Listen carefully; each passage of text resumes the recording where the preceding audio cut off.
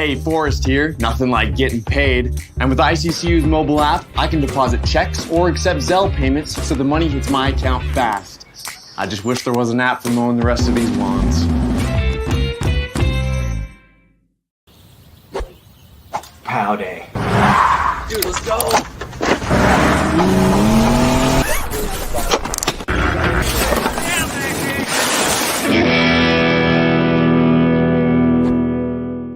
When I want Boise State to win, I trust Coach Rice to lead the Broncos to victory. And when I want the best painting and garage floor coating, I trust rowpaint.com to get that job done right.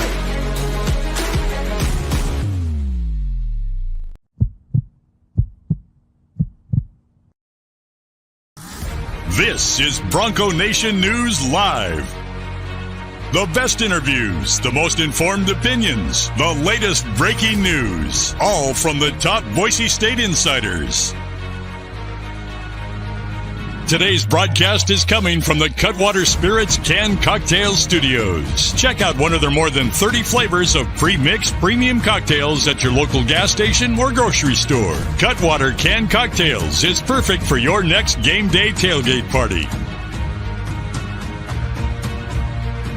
Now, here's four-time NSMA Idaho Sports Writer of the Year, BJ Rains, with another edition of Bronco Nation News Live. What's up, Bronco Nation? Sorry to disappoint you. This is not BJ Rains. This is Riley Smith, former tight end for Boise State and legendary Boise State football coach Kent Riddle, and had the honor of playing under him. And this is our first show doing Riley and Ridge show. Just kind of diving into all the crazy world of Boise State football and what's to come. And we're just going to dive in, give you guys the look at a player and a coach perspective, and just learn more about what you guys are watching and all the great things about Boise State football. Yeah, appreciate everybody joining tonight or watching the recorded version, but we're excited to do this. First one, we'll see how it goes. There's some pretty good interest. We'll dial it back up here. Got spring break coming up, so might be a week or two before we get going. Got a few trips. Riley's traveling a little bit. I'm traveling with the family a little bit, but no football next week anyway, as the guys take that week off for spring break. But, Riley, I think one of the first things we want to talk about was, just kind of, first of all, what have you been up to since the end of your career? Obviously, very big-time career here. Team captain last year, led the team through obviously a challenging year, but still another Mountain West Conference championship. So take us through kind of the end of the season and then what you've been up to since. I know a little bit of recovery as much as anything, but what else happening in your life? Let's touch on that first. Yeah, it's been great. I mean, definitely going through a challenging football year and then being able to go out on a high note is an awesome way to lead Boise State, but it was challenging and a lot of wear and tear on the body that I was happy to finally recover and get the surgeries I needed, and feeling good now. So feeling a lot better, lost a lot of weight, and then I was planning on moving back to Florida, but I just love Boise so much that lured me back. It's a hard place to leave, but came back and started the job hunt and landed a job over at ESI Construction. And so it's been great. A lot of Boise State alumni guys over there and had fun. So I started in April, just kind of hanging out, getting some free time from being a student athlete. Very enjoyable, but it's been a good time. Great place to be in the construction industry with everything that's growing right now, right? Yeah, absolutely. So I know. I happen to know where you're going to be working, and so pretty cool deal. No doubt. To be able to get in on the ground floor of something, a big project like that. Obviously at a huge company and that kind of stuff. But what people may or may not know, like how hard you work to get that opportunity. The time you put in the classroom, got your bachelor's and master's. Yes, sir. And been a great student the entire time, and represented the Boise State brand extremely well over the years.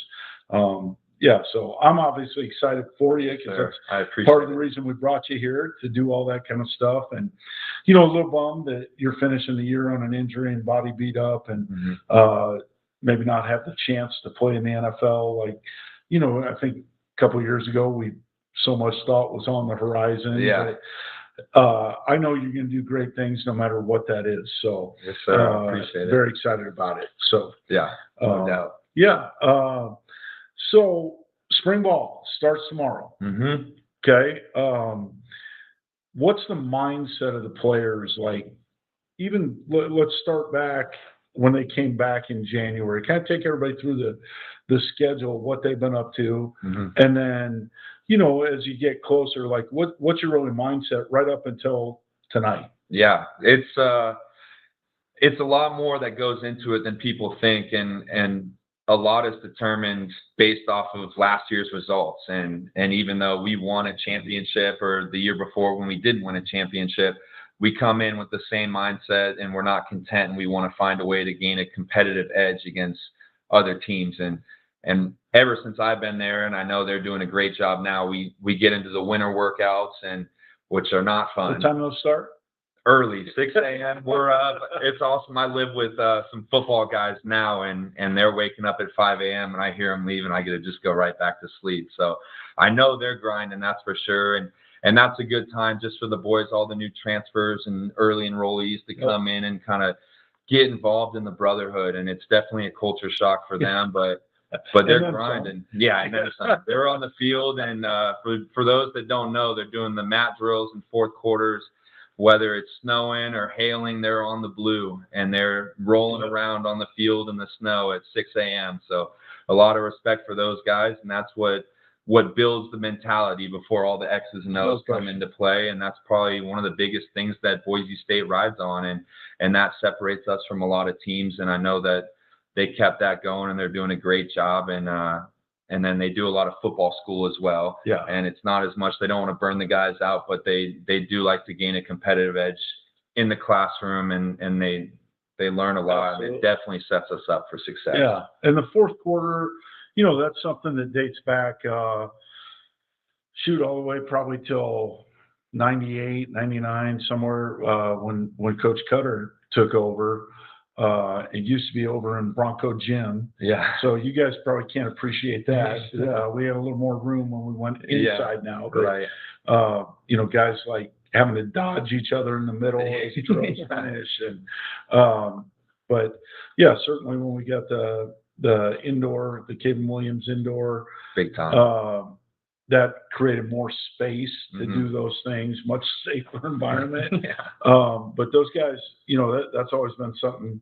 The whole team's in there basically by like 5:45 in the morning, you know, ready to go, and a little bit of energy, all that stuff. And a lot of competition too. Yeah. It's fun on Fridays. It's very end of the week. Thank God it's Friday, and you go in, and it's competition day, and they put you with the group, and you just compete against each other, whether it's relay races or different stuff. And Competition Friday. Yeah, fires us up. It fires us up, no doubt. But now being able to be over there in the indoor, the other thing it does do is allows guys to go out on the blue and finish. And, you know, you get that toughness. I mean, we're going to play at least a game or two in some bad weather. And, you know, when you train in that, I think that's a big thing. But like I said, tradition that goes back.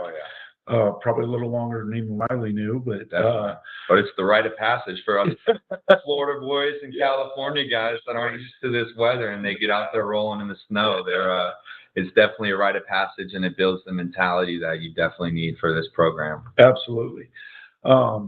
So, okay, talk us through maybe a little bit of the weight room stuff too. Like what's going on in there other than on the field stuff? Yeah, a lot of it is getting guys back to be able to be healthy to go in and do spring ball, because spring ball is extremely important, and more than, it's not just a spring game. It's building out the depth chart. It's learning a new offense, especially with Coach Cutter coming in and maybe some changes to the defense. But it's learning all that, and it's starting to gel with the team, and you have new guys that are out there and finding that rhythm, and it starts in the weight room for sure. And they're bringing guys in, and our coaches do an amazing job of working with you and the trainers, just getting you right. And it's a lot about building your body. I mean, you're off after the season.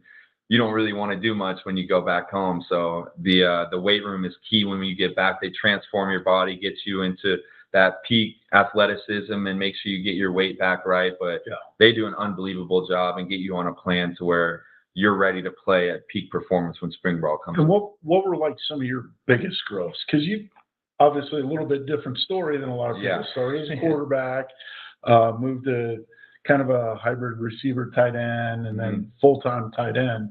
So I actually know the answer to this, but like, you know, tell these guys like some of the numbers you put up in the weight room, like some of your biggest gains in terms of weight, not just what you're lifting, but like how much weight did you put on once you kind of committed to?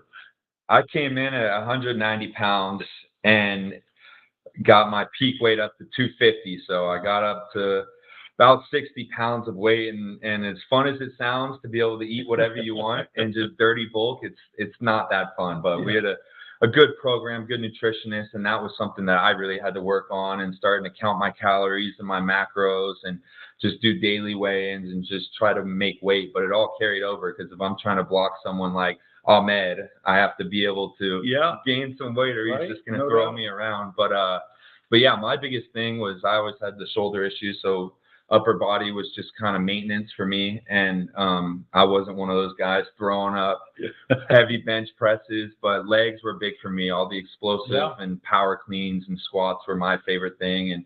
And getting up in the trying to. But that's a fairly normal thing for really everybody at every position. I mean, maybe the true skill guys, their weight doesn't change a ton, a little bit. You know, you're very slender guys, and for lack of a better term, but those guys, you know, maybe you're putting on 10 or 15 pounds, still a high percentage. But, you know, I think to guys like John Bates, I mean, John came in here like 210-ish, you know, it might have been 205, 215, but, you know, probably left here at 260. Big dude. Matt Lauder's put on, Matt's got to be 250 now, I would assume. Where we always bully him to get his weight up, and so he feeds into it. But it is cool. My favorite part of winter workouts and spring ball is to see all the guys that are doing extra stuff. Like a lot of people, because it is a lot. Like you could go and do all the workouts and then just be just fine, but seeing different guys come in, and whether they're watching film as a group or getting on the jug machines, catching footballs, throwing, and our skilled position guys, our DBs and receivers are so good at that. They're always competing against each other, doing ladders and talking crap to see who gets the most hours in. So that's what really fires me up, because that competition starts to burn and just push each other. And that's one of my favorite things to see during this period when it is difficult, and you see guys that want to go the extra length, and that's what makes champions. Yep, absolutely. So what would you say, and I can answer this from like a coach's perspective, even next, but what would you say the perspective of the players is like tonight? What's their mindset, knowing that tomorrow morning at whatever 9 o'clock in the morning they're on the field? What's going through their minds tonight? I mean, there's a lot of anxiety for sure. I know specifically for me. I mean, you get plays, and especially for the young guys that haven't really ran these plays in the past, that's the most difficult part, is the installs. And even being an older guy, when you have the same OC and you're running the same play for 4 years in a row, it's still like you want to find something that you can be better at, and you want to be able to run the play seamlessly and do your job and find a way to where you do watch yourself in film after practice and you're happy with what you put out there. But really tomorrow is just a big effort day, in my opinion. Guys go out, and it's very important to know the install. And I know, talking to some of the guys, that's all they've been studying right now. They're just going through it. And the new guys, I know Malachi was grinding this morning, studying all the install, because that's very important for the quarterback to be able to run the show with guys that might not be as familiar with it or learn it as easy. So, but the effort, like you go out, and if you put on a different effort out there, you'll be just fine. So that's something that all the older guys really harped on to the young guys. Like, don't worry, you're going to mess up. All the installs, you're going to make a mistake on a play, but are you going to just stop in the middle of a play or give up, or are you just going to kind of run around like a chicken with its head cut off? But you want to go out and have full effort, but having a good idea and sense of the install is really well. So there is a sense of anxiety, but that's always good. It makes it fun. And when you get out there, you're amped up and ready to go. So it's a good time. It is, yeah. And I would say this from the coach's perspective, I mean, very, very similar, a lot of anxiety. You know, I mean, I'm sure you remember, like, you getting a text from me at 5:30 in the morning, like, Oh, yeah. hey, is everybody up? Are we good? Like, everybody in the locker room yet? You know, whatever. Because as coaches, you want to make sure tomorrow goes as smoothly as possible. Yeah. Like, no hiccups. Everybody's there, ready to go.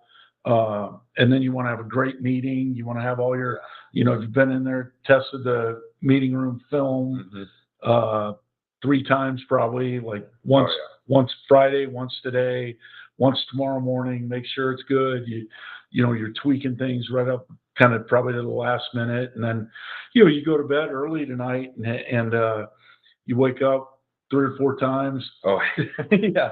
Because you're so fired up to go. And you know, I think that's it. And then once you kind of get through the meeting, hopefully, you know, you're teaching to everybody. Like you're a 5th, 6th year guy. Yeah.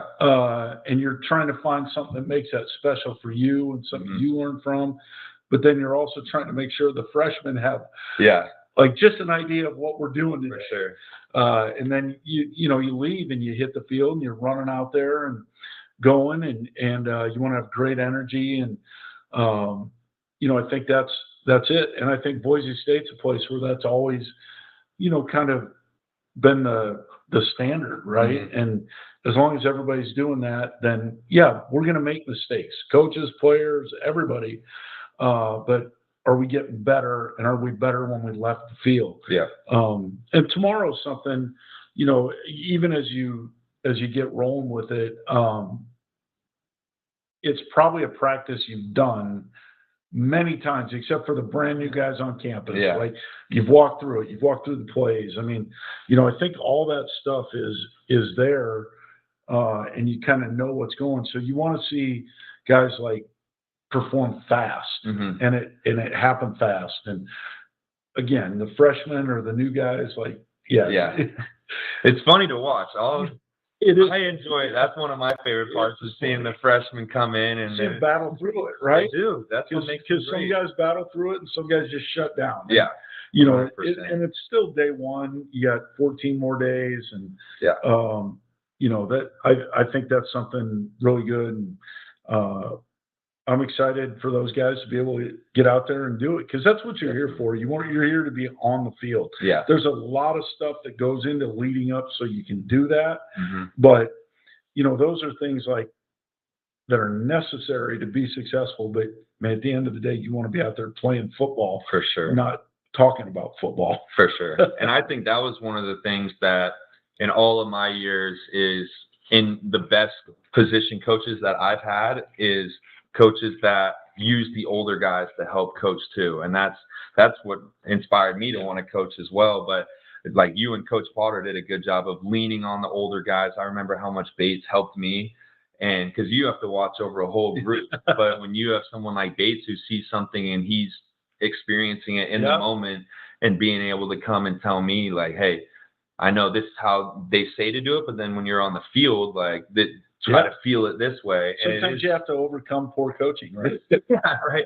No, not at all. But it's like, but it is cool. It's a cool environment to be able to have both you as a coach that explains it so well, and then have a guy that's actually on the field doing it to teach it to the younger guys. And that's so much. I think that's something that's been part of Boise State football too, is just the communication part between coach and player and finding out like, hey, sometimes there's a better way to do things and whatever that is and being open to that. And it doesn't mean that the players are running the show or anything like that.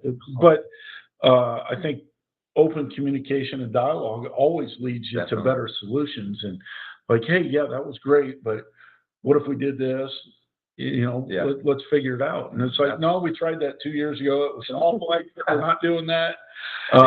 But that's what's fun though, for sure. Because then it's like, I remember all the times I came in your office and we just went through the ready list and just chopped it up about exactly what works, what doesn't. And then it makes both of us feel extremely confident that we're on the same page, and then I can relay it to the younger guys too, where Bates was relaying it to me.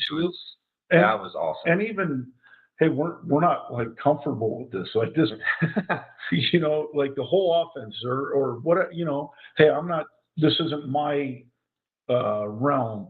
Is there somebody else, you know, I mean, but figuring out all that kind of stuff is stuff that I think makes you more productive on game day.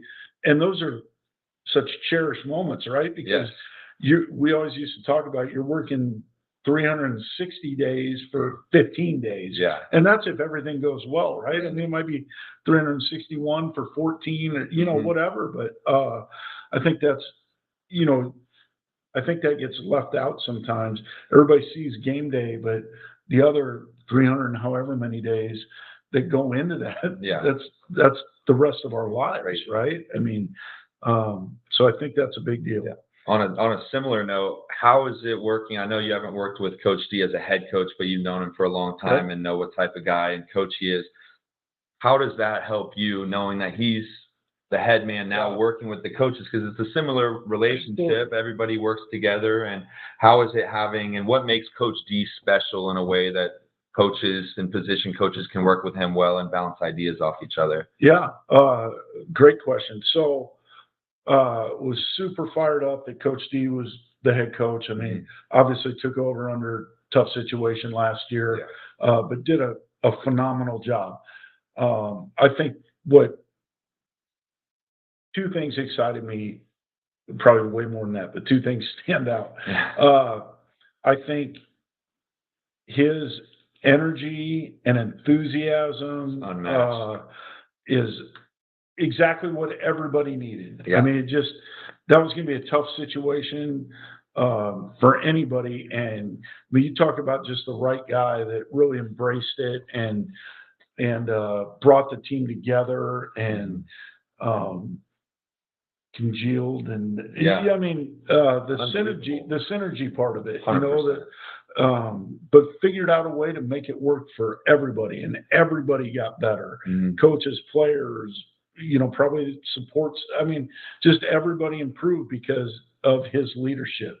But then also the other thing that stood out to me, and I think Jeremiah probably recognized this too, but you know, the continuity of it. Like you could go outside the Boise State tree, you could, and there's probably some people that would have been fine and whatever, but the reality of it is things would have changed. Yeah.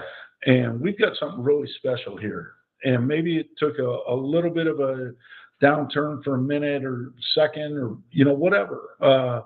But to have somebody that understands all the different things that went into building that and was really part of that, and get them watch what Spencer did with everybody and just this groundswell from everybody that's been part of the program, and to see it result in a championship. I mean, you know, when you had like no chance, although I will say this, right? We sat right here. You called it. And before the New Mexico game, and I said, just take care of your business, and somehow it'll work out. And you're right.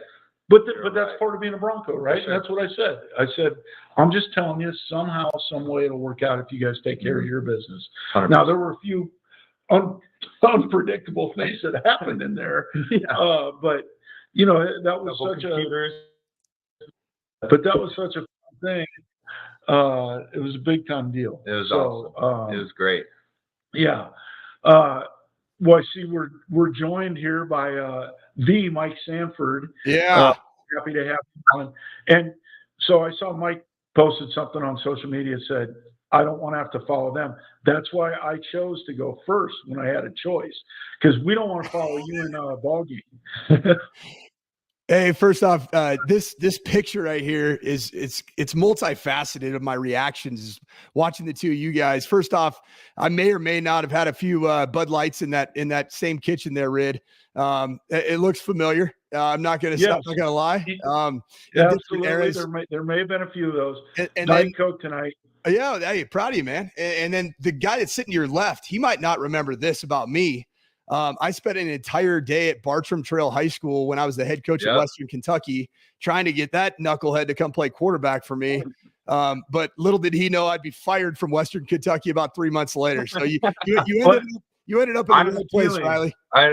We were actually talking with BJ earlier, and I actually said if Mike was a better recruiter, it'd be him and Riley doing this, sitting by each other. I think the two of you guys have further from the truth. Mike's actually one of the best recruiters. Mike, not only results, but I mean, if you get some of the ideas that kept us in the and landed some guys. I'm having a little bit of hard time hearing you guys. I don't know. It might be my connection. We'll have BJ chime in if there's an issue on my part. But I don't know, Riley, if you remember. So I came down to Jacksonville area, and I think you were the only guy that I was actually going there to see. So I think I spent an entire day, like just in the coach's office, hanging out. And you're probably like, this dude's a weirdo, man. Will this guy leave me alone? Do you remember that at all? Yeah, dude, I loved it.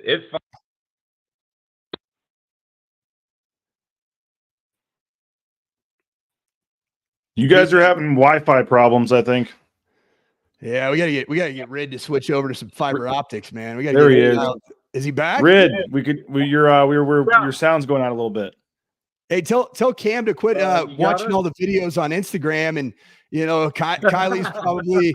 I mean, they're hogging bandwidth left and right, man. You got to share some. Tell them to share some with Riley and Rid, man. That's the main attraction, not only in Boise but nationally, man. You got us again?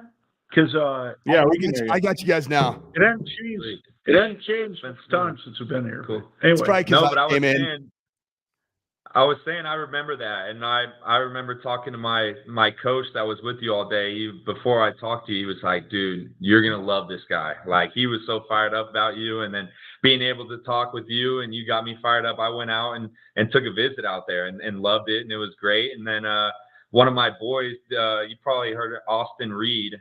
Oh yeah. He just finished up there, so he was one of my good friends in Jacksonville, and he ended up going there, and I was like, it's a good spot. I mean, you don't have the best head coach out there, but I mean, you'll still have a good time. No, I appreciate it, man. Well, you guys, so Riley, I had a chance to watch some of your work at the bowl game. It was awesome seeing you. Obviously you look like you were like a kid, man. When I last saw you in person, it was, I mean, that was 6 years, 2018 right around 2018, 6 years ago. It's awesome to see your growth. And are you thinking about doing some stuff potentially in the media marketplace, or is that something you're interested in? Something that's always interested me, and just any way that I could be around sports, and especially be around Bronco Nation. I mean, the fans and just everybody involved is so awesome, and I just want to be able to try to milk as much as I can, and just talk about sports. It's my passion and something that I love, and especially Boise State football, being able to stay around that and talk about those guys and hype up all my buddies that are still playing. But I definitely love just being able to be a part of the media and kind of talk about the guys and what's coming next, especially from a player's perspective. I mean, you know it as well, and how difficult it is to be a Bronco. I mean, you got to earn it, and so being able to share that perspective and that side of it, especially with great guys like Coach Rid, that really led me into that and taught me what it means to be a Boise State Bronco. I mean, I want to continue to be a part of it any way I can. That's awesome. Sure, Mike, you appreciate this better than anybody, but one of the special things about Boise State, the brotherhood, we've heard a lot about that over the years and all that stuff, but I think the guys that truly experience it even more different, how special that is in their lives and how much that means to them. And it's a unique place because we don't have the NFL here. Mm-hmm. So our guys are obviously very popular in the community, but then on top of that, all the guys that stay here, so the connection you get with former players, fans, boosters, supporters, media, all that stuff. You get a tremendous connection with those people, and it's not like that everywhere else. No, you're right. It's funny, Riley, just a little bit of the old man here talking, 42 years of experience. I got done playing at Boise State. My last year was 2004. And then I got real busy coaching and coached everywhere else except for Boise. It's just kind of the nature of, the coaching industry. I tried many times to get back on the staff as a GA, and I think Coach Pete knew too much about me, to be honest, to hire me, which is okay, perfectly legal. But it took a full decade for me to really even come back to Boise at all. And so it was from 2004 to 2014. I never came back. Just I'm busy. I'm recruiting. I'm doing the camp circuit. I'm moving. I'm having kids and wives. There's just not time. And 2014 came back to coach and just poured right back into it. Just felt like I was welcomed right back in with open arms. And then another decade really went by. After coaching at Boise State and leaving Boise State after the 14 season. It was another decade until I came back. And so this past fall, your guys' big win against New Mexico was the first time that I'd been back to Boise in just about a decade. And so it was just awesome. And the thing I'd say is that A, don't make the same mistake. Don't be a stranger because the place is awesome. And then B, just realize if life does kind of pull you a million different directions and you end up moving and, you're on ESPN, you're taking Kirk Herbstreit's job, whatever it may be, just realize that the place will accept you back. And it's a special place that they really do embrace their own as their own, and they bring them back. Like when people come back to visit, it's truly incredible. I mean, we had an event, a BNN event that BJ put on over at the James. I think it was the night before the New Mexico game. And, we just kind of sent out a few texts here and there. And it was like it was like one of those, it was like a wedding where you almost can't remember it because there's so many of your favorite people are under one roof. Yeah, absolutely. It was just awesome, man. So yeah, I just from lessons that I've learned, just keep tapping into this awesome community. It truly is amazing. So, Coach Sanford, what do you and Ball Game have coming up here shortly? What are you guys discussing this evening? Well, one thing that I feel really good about with me and Ball Game's, platform, BJ's real serious. He's always about the business. He gets straight to, Ball Game and I. We were actually probably a little too serious tonight. That's okay. You got to earn the right to be heard. If we get this going in the future, it could delve off into other areas. Me and Ball Game staff, we have the tendency for our ADHD wires to cross properly and just to get real weird and out there. So just expect a reunion tour between me and Ball Game. We've talked a few times, obviously, since the end of the year in the last episode of Ball Talk, but we're going to have a lot of fun and keep it a little bit less dry. And then we're going to get into some stuff about spring ball in general, just not just Boise State, but what are the intents of spring ball? What are you trying to get accomplished as a coach? And then I will say this, just as a preview, the mic drop, which is kind of a pun because my name's Mike, right? Really original name, mom and dad. Thanks for coming up with that one. But because of the mic drop, or because of, mic drop from the fall was kind of a hit, I guess. And we're going to have a pretty fire mic drop tonight. Really? So there she is, that guy. And we're so I think it's going to be worth watching, worth tuning into. It's going to be. Can we get just a hint? Is it about Boise State? Is it about spring ball? What do we got? You know what it is? It's about real, recognize real, man. That's all it is. Okay. Real, recognize real. That's good. Yeah. All right. Perfect. Red's like, what the hell does that mean? Are you Red? You're Gen Xer, right? I know. Trust me. I'm good. I'm good. I also got my 18-year-old. I got you, Mike. I got you. Hey, as long as we're on the same wavelength, Riley, that's all I need. No, I know all the lingo. I'm used to just saying crazy stuff and Red give me the look like, oh yeah, that guy, he's weird. Yeah. But no, it should be a whole lot of fun, and I'm glad we were able to get this thing back up and running. And congrats on your guys' show. Keep it rolling. It's no different than anything else, right, Riley? It's like you're gonna get done. You're gonna probably look back. It's probably like your first time playing in a college football game. You're like, I sucked here, I sucked there, dude. I've been doing it now for about a year, give or take 6, 7, 8 months. But I still get back. I'm like, gosh, I messed that up. Oh, I sounded awful there. And then meanwhile, a lot of people are like, dude, you were awesome. So you just kind of have to keep working on your craft. We just want to grow this into having a studio like you do. Yeah. all the fancy equipment. That's kind of our goal. I think the next one we might have to do from the golf course or something like that. I would love that. Yeah, now you guys are talking my language. I might come out and there we swing go. with you here around the spring game. I might have to swing the sticks. My game's not very good. You know, I've been a dad too all long the and a better. football coach, but Yeah. And Bud Lights. That's perfect. yeah, there'll be plenty of those. Well, hey, hey, appreciate you guys. I'm going to jump on the other show. You guys can wrap up, all right? Yep. Yes, sir. Appreciate you, man. All right. Well, appreciate everybody that tuned in. Like I said, this may go different directions. We might have a little more fun, maybe a little less formal in the future, but want to get off on the right foot, try and provide some information to everybody. You know, not so much specific behind the scenes, but I think just more of what's happening, Definitely. you know, what everybody's deal is. And I think Mike and Ball Game will hit a little bit more of what you're trying to get out of spring game, but you know, or spring ball, sorry.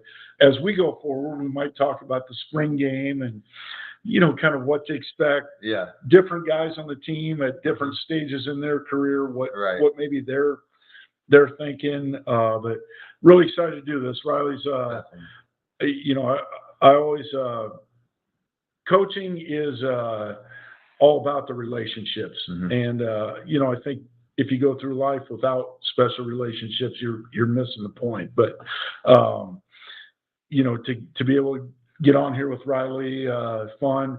You know, hey, maybe we'll get some of the other guys to dial in. Yeah. We can try and get some of the past tight ends. That would be great. We've had a pretty good crew, so we may go outside the tight end family. Maybe we get a couple other guys. Maybe DJ Strand, get him out here, get that beard on here. It'd be nice. But if you guys have questions too for our next show, come on. And if you want to learn anything about what it was like to be a player or a coach, it's a crazy lifestyle. So any questions, we'd be happy to answer. And we appreciate you guys tuning in and listening to us just chop it up about ball. And mostly, I'm very excited that we made Mike and Ball Game wait a little bit. Yeah, so. good. Let's push it back on. All right. Thanks, everybody, for joining. We'll look forward to doing this again in a couple weeks. Yeah. All right. Take care. Thanks.